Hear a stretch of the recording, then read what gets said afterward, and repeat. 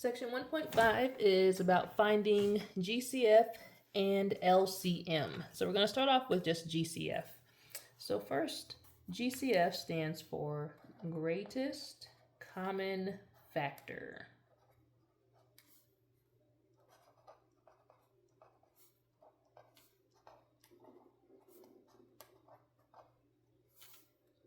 And so in the previous section, we had talked about common factors and even prime factors.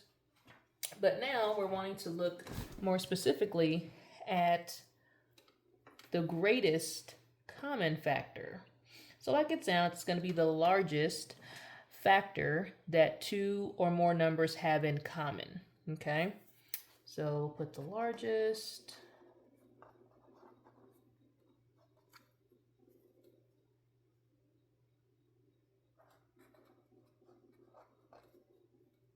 Factor shared by two or more numbers.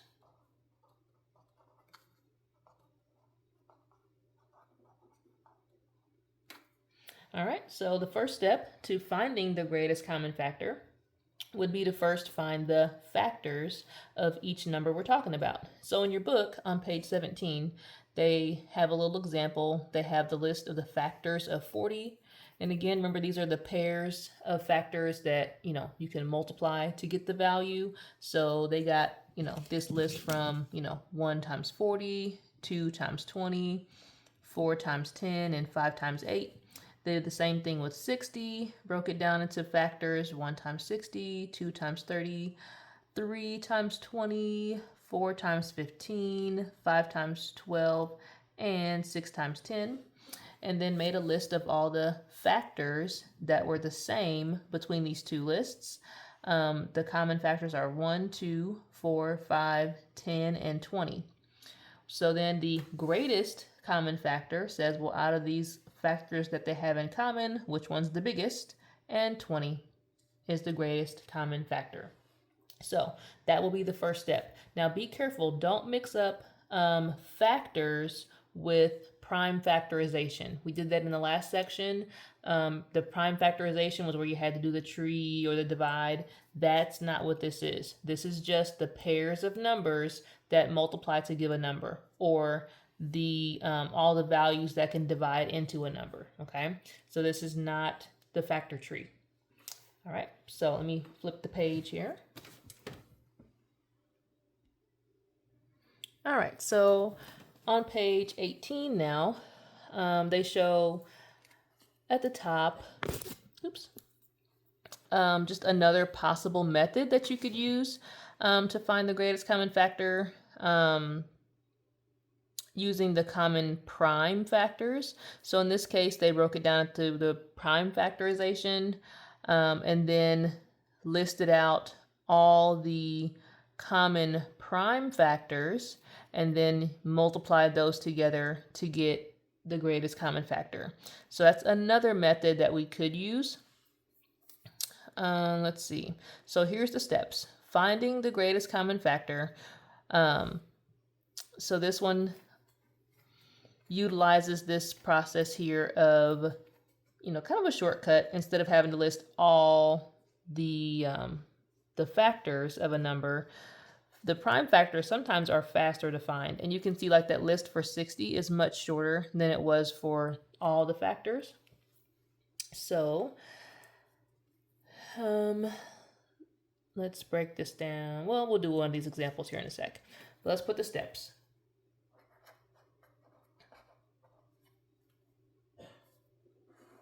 Okay.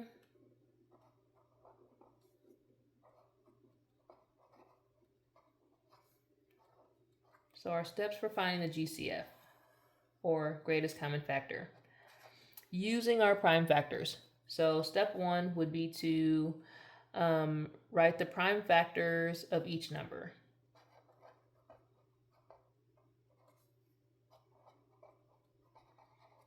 And that is our tree thing, or upside down division.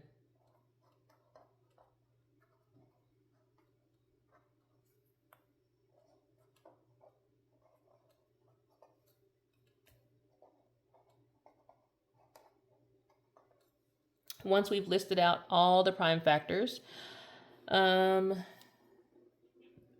we can circle all the common factors.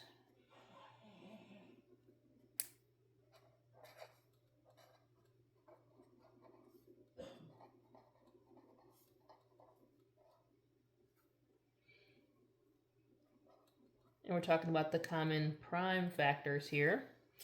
And then we'll multiply those factors together, and that will give us the greatest common factor.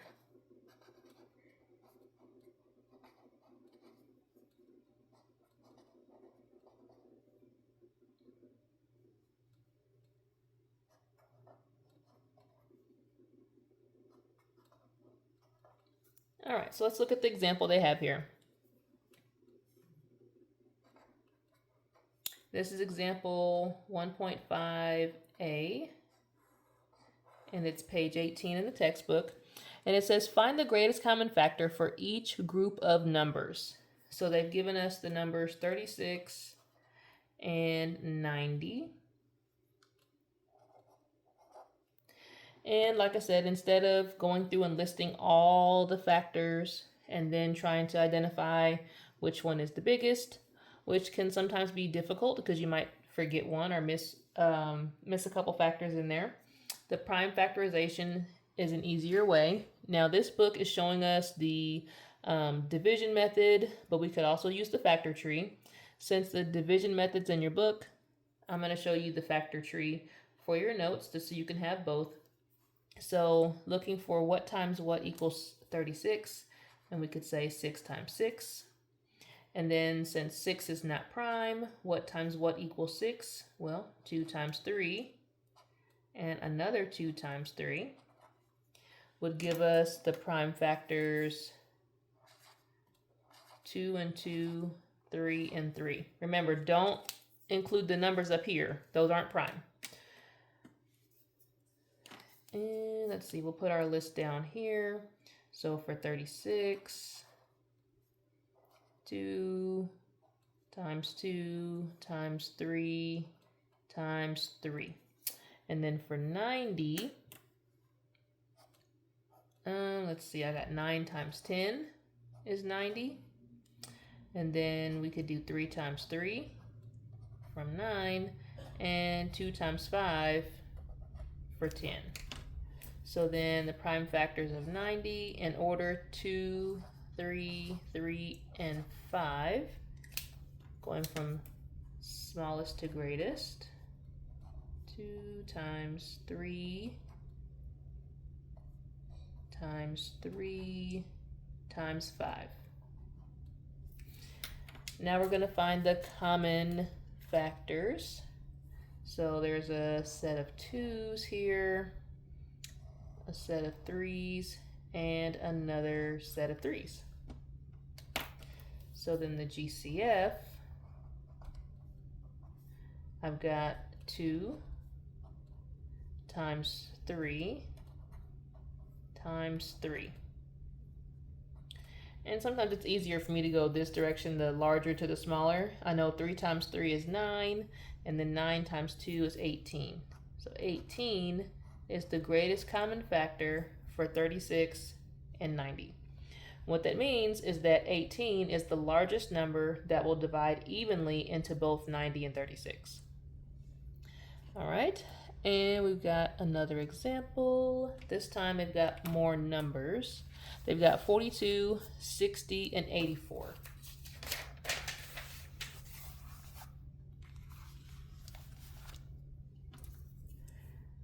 And this is letter B of that same example. And so we'll start with the 42, and then we'll do 60, and then down here we'll do 84. Okay, so again, they're using the division method. I'll show you the factor tree, but you can see that either way, you'll still get the same answer, right? It's just, 2 ways to do it. So 42, I know 6 times 7 is 42. 6, I can get 2 times 3, but 7 is already prime. So I've got 2, 3, and 7. Now keep in mind I did not include 6. 6 is not prime. So then for 42, got 2 times 3 times 7. Then for 60, I've got 6 times 10.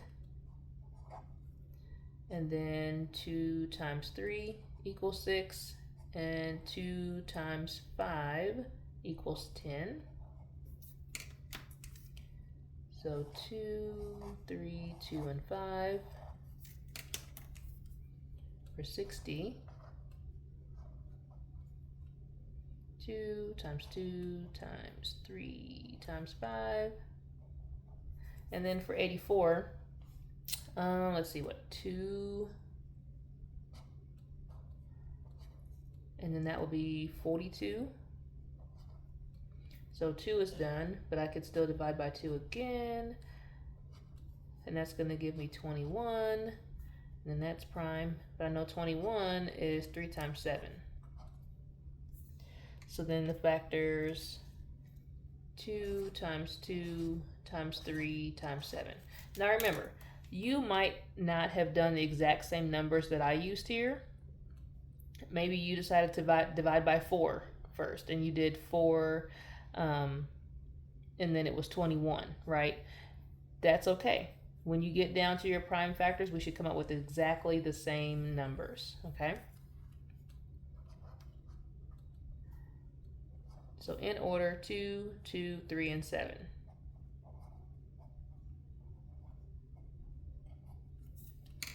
All right, common factors, they all have 2's. And looks like they all have a 3. Now we can see that 2 of these have a 7, but if they don't all 3 have the same, I can't include it as the greatest common factor.